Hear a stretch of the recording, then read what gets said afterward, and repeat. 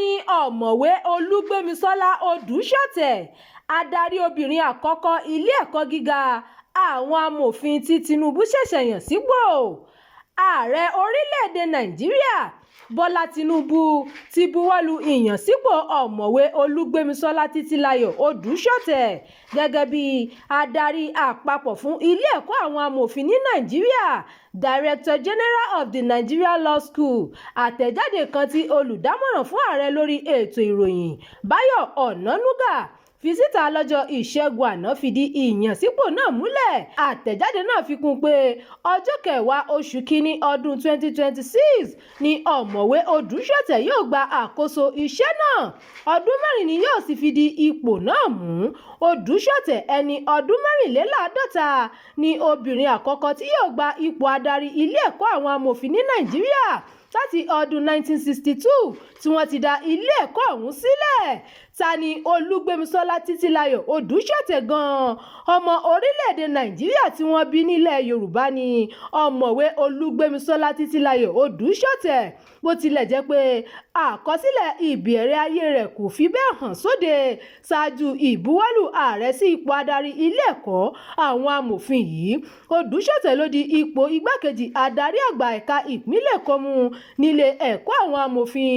Ó ń gba ipò adarí àgbà báyìí lọ́wọ́ ọ̀jọ̀gbọ́n Isa Hayatu Shiroma, ẹni tí sáà rẹ̀ yóò wá sópin lọ́jọ́ 9 oṣù kínní ọdún 2026.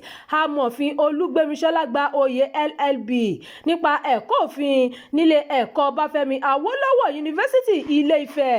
Ó di amòfin ilẹ̀ Nàìjíríà ní 1988. Ó gba oyè LLM Master of Law ní Ọbáfẹ́mi Awólọ́wọ̀ Yunifásítì. Ẹ̀ka òfin tó dé iléeṣẹ́ àti káràkátà.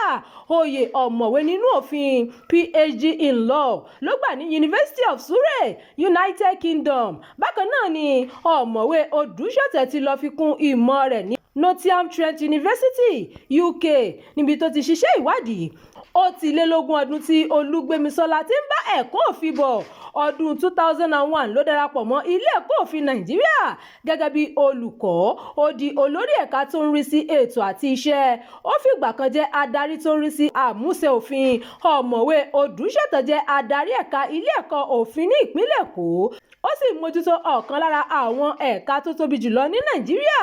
Ní báyìí tó ti di olórí pátápátá, lára iṣẹ́ tí yóò máa mójútó ní ìdarí ẹ̀kọ́, ìṣàkóso, gbígbé ètò ìdarí kalẹ̀ àti bíbá àwọn ẹ̀ka tó ń rí sí ẹ̀kọ́ òfin ṣe pẹ̀lú ẹgbẹ́ àwọn amòfin ní Nàìjíríà, Nigeria Bar Association. Ẹ ṣeun tí ẹ ń tẹ̀lé ìkànnì yìí.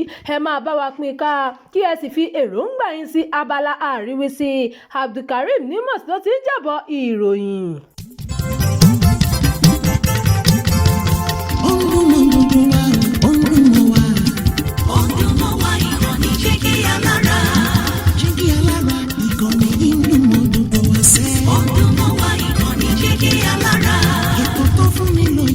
Ètò tó wà ní lọ́yẹ̀ wà ń bẹ̀. Ọdún mọ́ wá ìkànnì jígí alára. Ìròyìn lóríṣiríṣi tàbí mọ́ bó ṣe ń lọ láwùjọ. Ọdún mọ́ wá ìkànnì jígí alára. Ìkànnì jígí alára. Jígí alára. Jígí alára.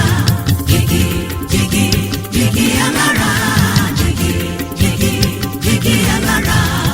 Ìkànnì jígí alára 24 bàbá gbogbo.